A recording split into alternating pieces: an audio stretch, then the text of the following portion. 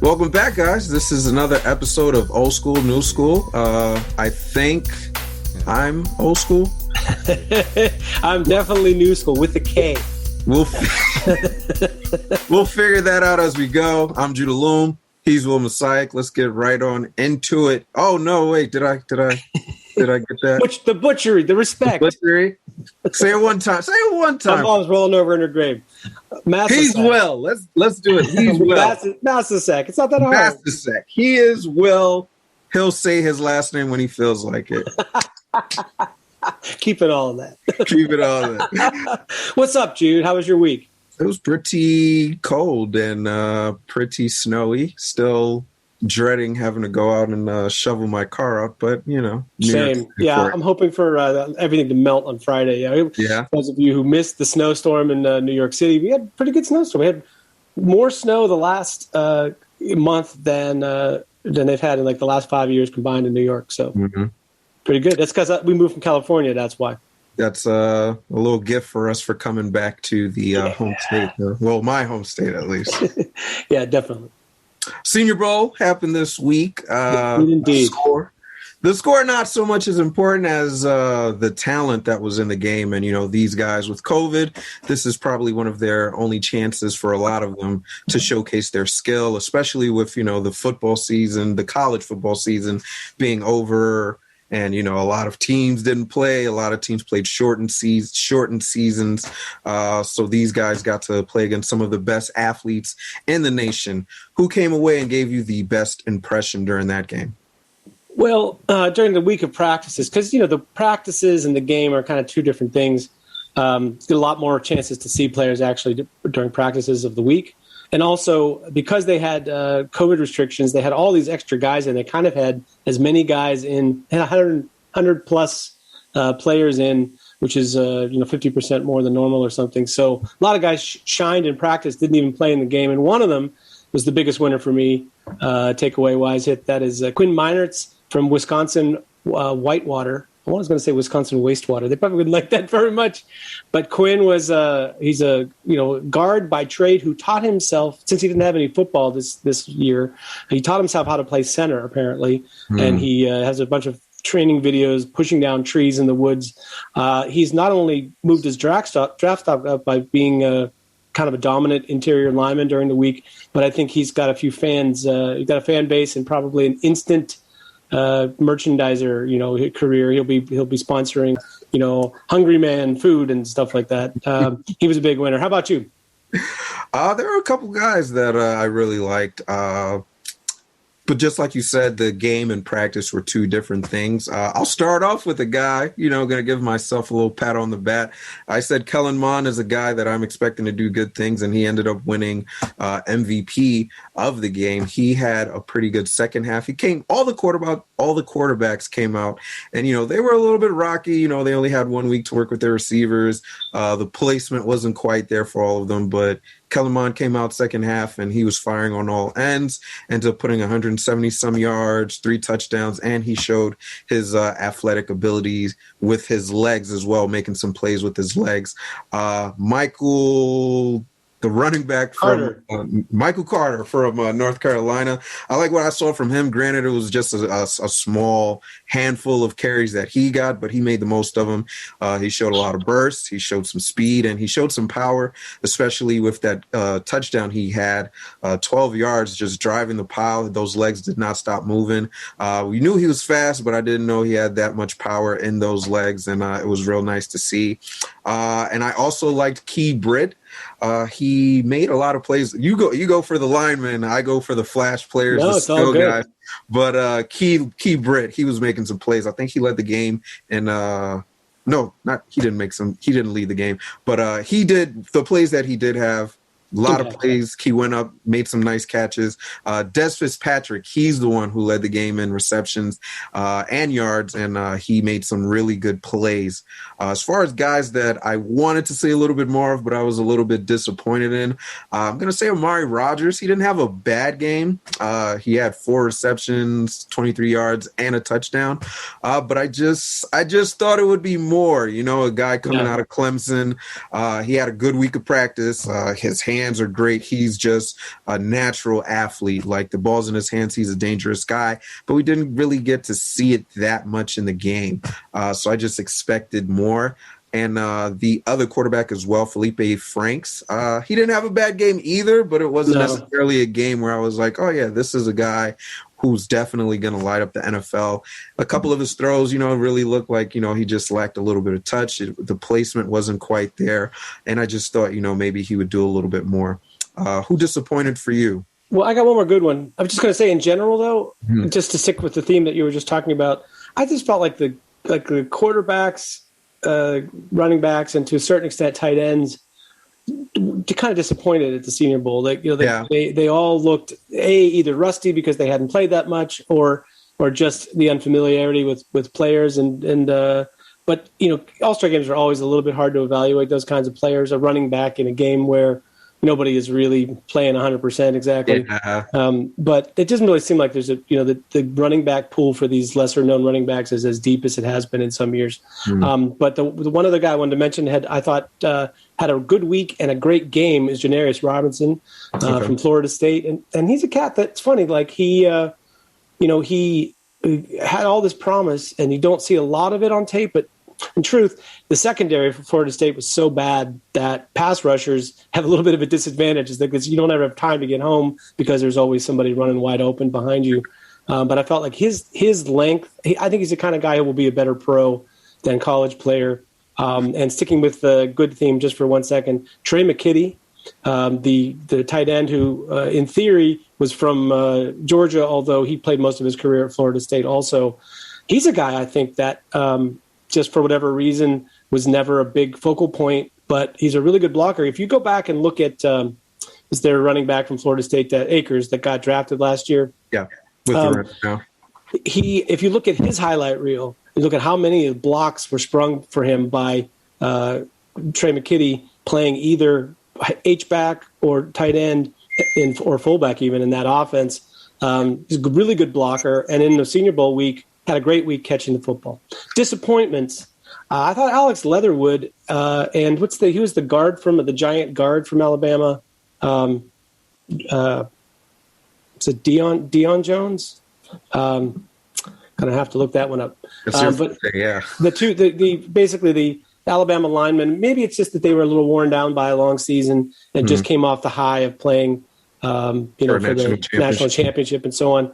But Alex Leatherwood in particular, I just felt like, in a way, there are people that were talking about him as the first or second tackle off the board a year ago, and now we're talking about him as like tackle 6, 7, 8 in the pecking order. And the biggest difference is just that he couldn't handle the speed, and that made him vulnerable to inside moves and swims and everything. It's like if you have one serious flaw in your pass protection as a left tackle, defenders will figure that out and they'll nail you. And I thought that was somebody that really disappointed a little bit.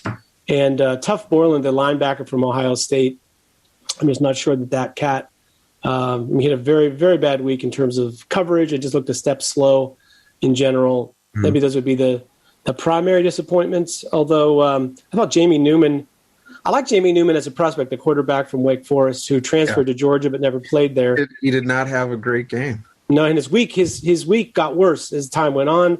But there's a cat that didn't really play football other than camp, other than training camp for Georgia for a week or two, didn't play football for a year. And I think it really showed in this game. Also, I think some quarterbacks really need to have that protected system around them that's built for them and that they really feel comfortable in. And other guys are just like, strap it up, let's play. That's probably one of the reasons why Mond was able to do so good. He's used to that pro system playing in Texas A&M. So, it wasn't, I'm not saying, it was catered to him, but it was a little bit more familiar for him than it was for the other guys too. Yeah, exactly. But I think it's a good, the Senior Bowl, as always, is sort of revealing.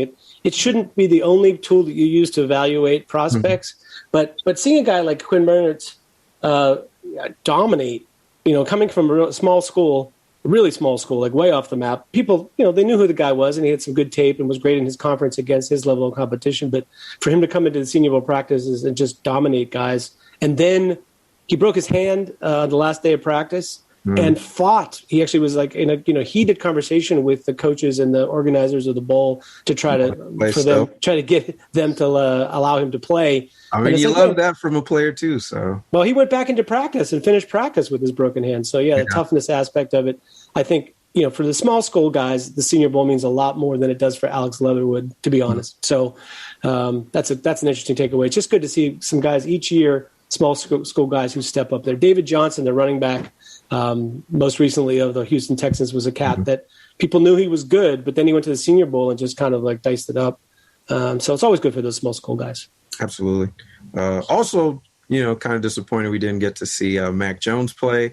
Again, I was really hoping, he would be able to showcase his talent, help his draft stock move up as, probably one of the top 3 quarterbacks that get taken, but rolled his ankle, wasn't able to play. Not sure if it really matters for him because he has all that film from Alabama, and, they'll probably still have their pro days at Alabama too, where he'll be able to showcase what he can do. But these guys all playing to get into the NFL. And in terms of NFL this week, the highlight of the year, Super Bowl Sunday this week coming. Chiefs, Bucks at Tampa Bay. A little bit of a home field advantage for the Bucks. Let's get into a little preview action. What do you see happening this week? Well, one thing that's interesting about this game is it's the 7th time in NFL history that 2 quarterbacks who have previously won the Super Bowl are facing off in a Super Bowl. 5 of the previous 6 games where that happened were some of the all-time classic games in the Super Bowl. For those of you old enough to remember, the first 2 Dallas-Pittsburgh games with Roger Staubach and Terry Bradshaw were real, classic battles, came down to the wire. And then the more really recent yourself there. Well, but just saying though, they were really at one point that second Dallas-Pittsburgh Super Bowl was considered to be the greatest Super Bowl 35-31. For about 20 years. And then more recently, totally coincidence, the Pittsburgh Steelers, Roethlisberger and Kurt Warner facing off in the Super Bowl was, no matter who you root for, pretty exciting game. So I think one thing we can look forward to this week is the likelihood of it being a close game and neither team being out of it to the end, I think is pretty good. From that standpoint, I think it's going to be a good game to watch as somebody who's not a fan, particularly of either team. What's your first overview take? Same as you. I just can't. If this is in any way, shape, or form a blowout or a landslide, I would not. I don't have that on my radar at all. I think this is going to be a great game. 2 really good offenses, 2 defenses that step up when they need to and make the plays when it counts most. And, it's Brady versus Mahomes. I know I don't really like to get into quarterback versus quarterback because they don't play against each other. But this is like the greatest of all time versus the incumbent greatest of all time to be. And it's really just one of those things with like a lot of storylines where, this is one of those games where it's like, Brady, he's the old guy and you want to count him out. But whenever you count out. This Super Bowl is old school, new school, my friend. Listen, whenever you count out Brady, that's when he just makes you pay for it the most. But if you say, you know what, I'm going to roll with Brady, then you got to take on saying, hey, I'm rooting against what's possibly the greatest arm this generation has seen and, the face of the NFL today. So it's like pick your poison with that. Yeah. It's definitely going to be a great game. I mean, you say quarterbacks don't face off against each other, but it impacts what you attempt to do. Every time you have the ball, you're thinking, I have to score. I can't give the ball back. Like before the half, I can't give the ball back to him. I have to make sure that we put it away at the end. Like it totally affects the decision making of not only the coaches, but of what you do on your offense. So even though they don't directly play against each other, it's definitely a factor. If you are Patrick Mahomes and the quarterback on the other side is, somebody who's not a talented quarterback, I think you're going to try to put up points early and put them away, but you're not thinking to yourself, wow, like I can't give this guy life because if I do, the chances are he's going to run it back. So there's that. Yeah. But I'll bring up a point for you, and that is people say defense wins championships. Yeah. But the thing is, what is what is great defense in terms of playoff football in 2020 or 2021 compared to what it was in the 70s is a lot different. Completely different, yeah. So now I would argue that it's about, taking the ball away, first of all, and secondly, creating pressures on defense that help you take the ball away maybe, or just, basically you're just trying to like disorganize that offensive plan. If you let it become a 7-on-7 drill, nobody is going to defeat that. It's like you read my keys to victory. It wasn't team specific, but it was very much whichever team plays better defensively, gets the most stops. That's the team that's probably going to win. Because at the end of the day, both of these teams, they could score points at ease at will.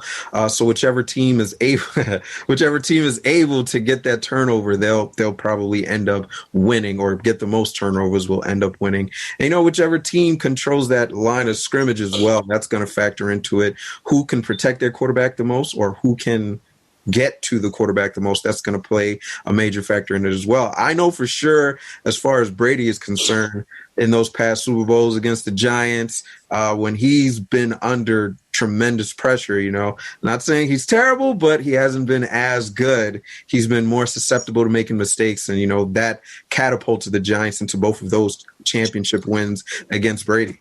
Well, and also interior pressure over the course of Brady's career, even before he was 50 years old.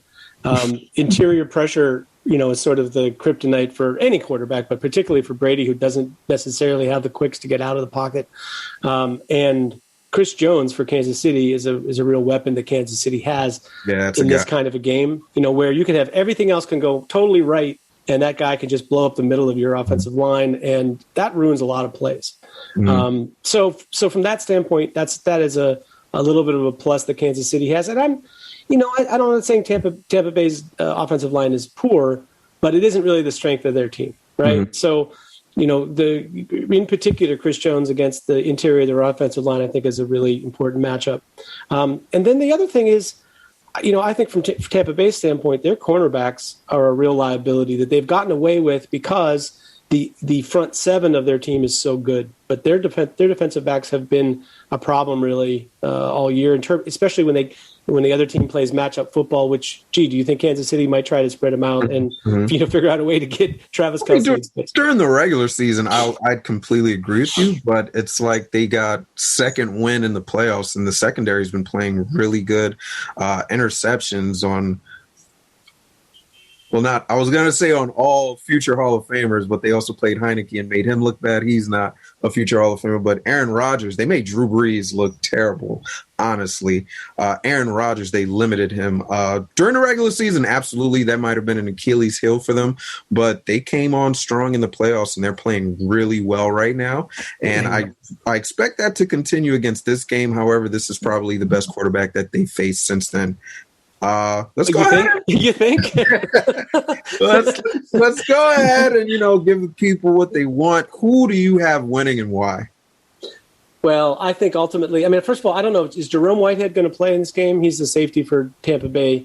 I'm not sure. I think pretty important for them. I think that just this Kansas City's defensive backs have more of an ability to play man-to-man coverage and to get Tom Brady to hesitate. Even a count or two really benefits the Kansas City's front's ability to get there, get home, and get him off his mark. Basically, if Tom Brady's allowed to stand there, he'll carve you up. It doesn't matter what defense you have. But I think this is going to be an issue in this game, is that Kansas City's corners can disrupt in man coverage, and that allows the Chiefs to bring only 4 or maybe even 5 if you play good man coverage. That, to me, is going to be the difference in the game. I don't see Tampa's linebackers are fantastic. I don't think the Chiefs are going to bother to try to run the ball or run anything through their running backs. I think this is all going to be about, trying to get their wide receivers and look for not necessarily their best wide receiver in Tyreek Hill, but the other guys I think are going to have a big game for Kansas City. If they funnel things through their number 2, the number 3, the number 4 wide receivers, and then, get a couple of good looks to Kelce, I think there's enough offense there for Kansas City to win. Still expect a close game because Brady could be down, as we know, 28-3 or 27-3 or whatever, and just make it happen. Find a way to get back. So I still expect it to be a close game in the end, but I think Kansas City's a little bit better. If I got to put up a score, I will call it 34-28 Chiefs, maybe 34. Yeah, 34-28. That sounds good. I just did that off the top of my head. Yeah, but a lot of scoring. Yeah. What's your take, Jude? I agree a lot. I think Tampa Bay has a little bit better of a defense. I really like the combination of Levante David and Devin White. Those guys, again, two other players, they've been good all season, but it seems like playoff came around and they just took it to another level, which is unheard of because these guys were already playing at an all-pro level. As far as pass rushes, I also like Tampa Bay a little bit more as well. Shaq Barrett, JPP, these guys are just getting to the quarterback at will, it seems like, and they have a lot of pieces defensively, I feel like, to make it a difficult day for Mahomes. That being said, my stance, it's no longer a league where defense is going to win you championships. Nice. So I'm still going to go with the Chiefs. They also have a good defense too. You mentioned Chris Jones earlier. He's going to be a problem to handle. Frank Clark, don't forget about him. He causes havoc as well. Tyrann Mathieu, he always seems to make a play when it matters most, and I fully anticipate he's going to get a pick. He's going to get a fumble. He's going to change the game in some way. Kansas City's cornerbacks, I'm not thrilled about them, but they're doing a great job in this postseason as well. They have a tall task against them, stopping Goodwin and Antonio Brown and Mike Evans and even Scotty Miller, who can take the top off of that defense. Remains to be seen if he's faster than Tyreek Hill or not. But again, offense, I just don't see how they can stop the Kansas City offense. Mahomes is going to be Mahomes. Even with all the pressure that they can possibly get on him, Mahomes is a little bit more mobile. Not a little bit. He's a lot more mobile than Tom Brady. Theoretically, I am more mobile than Tom Brady. He is known for making those plays with his legs where quarterbacks are told, don't throw against your body. And he does it all the time and just makes it look so easy. So it's literally like, even if he's rolling left and the receiver is going right, you have to account for him. And unfortunately, you just can't cover every receiver for +5, +6, +7 seconds when you're playing Mahomes. And then you just factor in what they did week 12. You can overcompensate and say, we're not going to let Tyreek Hill get 200+ yards in a first half on us again. Yeah. But now you're leaving Kelsey open, and then you say, you know what? We're going to stop Hill. We're going to stop Kelsey. And this is the game where Sammy Watkins just comes out of nowhere and gets 100+. Right. Miko's going to get the ball and get 100+. I don't know if Demarcus Robinson is going to play. He's currently in the COVID protocol list right now. Yeah. But if he does play, he's another guy that can just put up 100+ on you, no problem. Just like you said, they won't run the ball, but it doesn't matter because the Chiefs are a team that say, this is what we're going to do. We're going to throw the ball. Go ahead and stop us if you can. And I just don't know that you can do that. You can stop them. And I think it's going to be a close game. Never count out Tom Brady, but I just like what the Chiefs have to offer a little bit more. Yeah, you mentioned Sammy Watkins. I mean, that's a guy, perfect example. I mean, I'm not even sure he played last week. He didn't. Because, it's just like he could just be completely disappeared, and suddenly you're like, he's running free, and you throw him the ball, and you're like, wait a minute, they have Sammy Watkins? I think he kind of misses games on purpose just so teams can forget about him, and he just pops out like, hey, I'm still a first-round draft pick. Yeah, and I think Mahomes, Kelsey, that's why I say Jerome Whitehead, if Whitehead is playing right now, currently, I guess it says latest injury report is that he is hopeful to play. So he's not ruled out, but he's still not back from the concussion protocol. By the way, also Antonio Brown is not back, and he may not be ready. With a knee injury. Yeah, so that's still an if. But at any rate, you have this nice bracket if you have Whitehead and you have the Bucs linebacker Levante David to bracket Kelsey. That's about as good as anybody can throw at him in the league. Mm-hmm. But if you're missing one of those components, then it could be a big week for Kelsey as well. Let's stick NFL. Only game going on, but there are some other headlines in the league. The biggest one this week, the trade between the Lions and the Rams, trading quarterbacks, but the Rams also giving up a number of draft picks to get rid of Goff and acquire Matthew Stafford. I guess they really want to capitalize on this championship window they feel they have. For me, I'll just kick off saying, I like the trade. I don't like that they gave up so many picks. I get it. Jared Goff had an ugly contract that you did not want.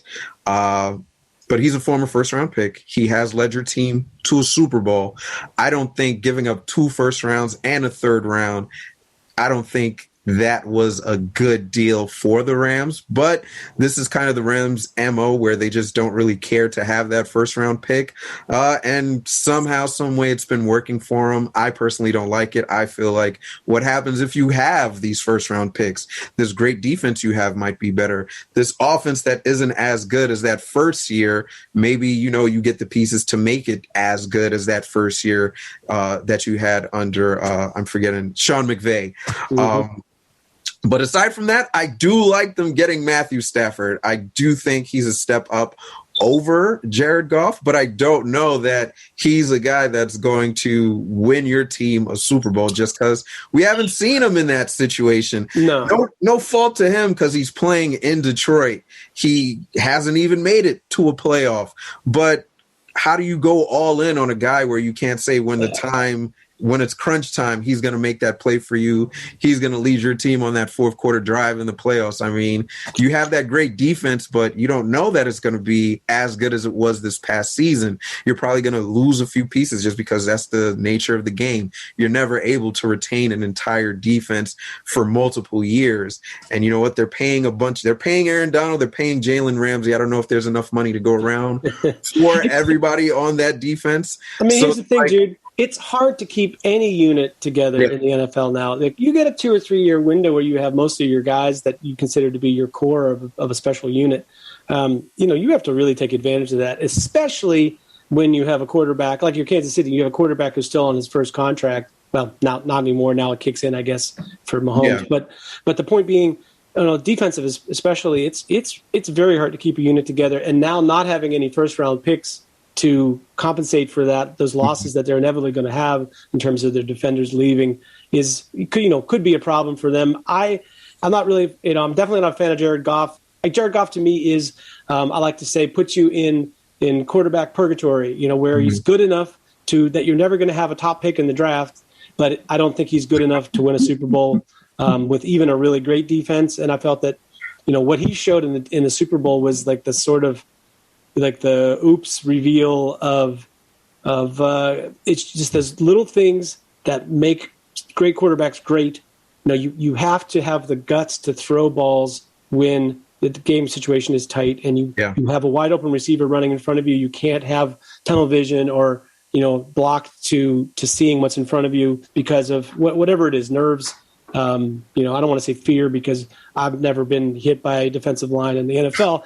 But, in terms of NFL terms, playing tentatively and not attacking and being afraid to throw the ball, let go of the ball, that to me is a very hard thing to overcome. And it's not like you're going to get a lot better at that. Usually you get worse at that as your career goes on. So last year when the deal was up with Goff, I was like, the Rams can't possibly let this deal consummate because it'll just put them in an impossible situation with the salary cap, and they're stuck with Goff, no matter what. So the draft picks in this trade, they paid Detroit to take Goff's contract. I mean, that's really what happened. Pretty much. Getting Matt Stafford was a little bit of a bonus in that, I think. And even if the guy doesn't work out perfectly for them, at least they got out from underneath Goff's contract, and they can try to find something new to do. But without a first round pick, pretty hard to find the quarterback of the future. So you better hope that Stafford is You're banking on Stafford now. You're expecting Stafford's going to be there for like the next 5 years. And Stafford's not exactly underpaid either, so. I mean, but compared to quarterbacks today, he's definitely got a team-friendly deal. I mean, at the time he got his contract, it was one of the biggest. Number one. It was the biggest. Yeah. But it's been blown out of the waters now where, his deal is like a deal. Right. It seems like bargain compared to I think it's like $22 million or something like that. I mean, for a prime quarterback, that's definitely a steal. I think Kirk Cousins is getting paid more than that. So if you that's can nuts. Matthew Stafford at less than Kirk Cousins, I think you're winning. Yeah, in general, I don't think either team is really going to be I shouldn't say that. I don't think the Rams are going to win this deal, but it may prevent them from getting worse more quickly. Mm-hmm. So I like that from their standpoint. I like the deal. Detroit getting the picks. I think this is a play. Like, let's go all in on a Super Bowl right now. Let's keep this defense together then you trade as much as possible. But then you trade for Deshaun Watson and not. I think you give a little bit more to get Deshaun Watson, because Deshaun Watson, he's still young enough to be the face of your franchise for the next 10, 15 years. Right. Matthew Stafford is a smaller window. You got maybe 5. If he's in that Tom Brady range of players. Nobody's in that range, man. Nobody's in that range. Who can play to 50, but I think it's more like 5 years that he's got of quality football. Yeah, I think so too. One more thing I'll say, though, it sucks a little bit more for the Rams in that they gave up a ton of picks to trade up and get Goff, and now they're giving up a ton of picks to give up Goff. So it's like, how many first-round picks are being wasted to acquire and trade the same player? Kind of disheartening. You pay the price for that eventually, because it affects your salary cap. Yeah, you can bring in free agents and try to bring in top free agents while you have cap space. But you got to pay them. Yeah, and the thing is, when you get those picks, you have them locked up, first-round picks, especially for 5 years if they're a good player at a reasonable price. That makes a huge difference for rebuilding your team. Absolutely, so you end up with 2, 3, 4 guys who are on those first contract deals that are going to be starters for you in all likelihood. So to lose like a fifth of your team is now going to be prohibitively expensive to keep every year and be replaced by players that are inferior to them. That doesn't bode well for the future for them, I think. Absolutely. But I guess we can say it bodes quite well for the Lions, who get a boatload of picks. But what have the Lions done with their picks? I mean, look at their organization. They've had some number 1 picks that were just the worst. If you go back in history of the draft, and every year you're like, well, who were the worst first-round draft picks? I would bet you that Detroit, over the course of the last 20 years, definitely has a good number of them. Yeah, they've definitely got a good. But they also seem to get those players that are like generational talents, a la Calvin Johnson, a la Barry Sanders. Both of whom were so disappointed by playing in Detroit that they retired early. Hopefully they get the ship right and they get it together. Any final thoughts? Well, by the way, I feel bad for Detroit because, I'm talking about the fans of Detroit, because, they deserve better. I feel bad for any franchise that hasn't really had any postseason success to speak of ever. Or at least for, since my, grandparents were alive. Anyway, final thoughts. I think this is the changing of the guard kind of a game. It could be possible that Tom Brady wins it and sets back puts Patrick Mahomes in his place a little bit for a year. Mm-hmm. But I think, Mahomes is classic. I like to say about quarterbacks, you can, if your arm can cash the checks that your bravado believes you can make. There's a lot of quarterbacks that believe they can make those plays, throwing back, across the field, across your body, throwing downfield into triple coverage, et cetera, et cetera. But it's like when your arm can cash those checks, God bless you. Like, none of those flaws are flaws. I've loved Patrick Mahomes since the first time I laid eyes on him in college as a prospect. I said before his draft year in February that I thought he would be a future Hall of Famer, that's what a future Hall of Famer looks like. Because he's not afraid to be bold. And in the NFL currently is very unbold. So Andy Reid, Patrick Mahomes deserve each other. And I hope they continue to be bold, at least for one more weekend, so I can make a couple of bucks on the Super Bowl. How about you, Jude? Last word. I'm going to stick with Kansas City, but I'm going to go with the guy that everyone's talking about, but no one's hiring, Eric Bieniemy, one of the great offensive minds of our games. And yet this is another coaching cycle, and he's leaving without a job. I don't know how much of it plays a factor that, he's still coaching and he's not able to, go to those second and third interviews.